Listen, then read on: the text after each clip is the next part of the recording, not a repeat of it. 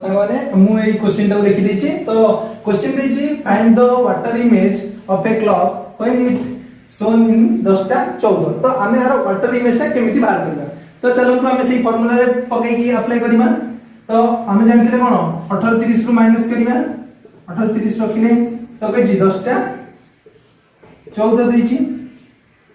तो एटी 1 10 हला 1 10 10 रु 4 गले 6 रहला आ 2 रु 1 गले 1 तापरे 18 रु 10 गले 8 माने 8टा टाइम बेल एग्जैक्ट 8टा टाइम बेल को तार जेतोले हमको टाइम देइथिबो 10टा 14 तार वाटर इमेज जदी पचारथिबो देन आंसर आसी जिवो कोना ना 8टा 16 ठीक अछि आ गोटे क्वेश्चन करबा जोटा कि 70 90 रु केमति फेडिबा तो सेही गोटे भी हम कहि दोछि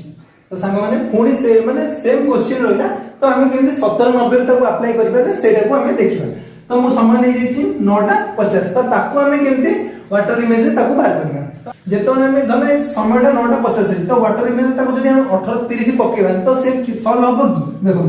18 30 अछि तो 9टा 50 तो हमें आको दिन किछि फेडी परिबे कि तो फेडी परिबे तो से केतरे हमें कोन करबा ना हमें ताको 70 90 रु फेडीबा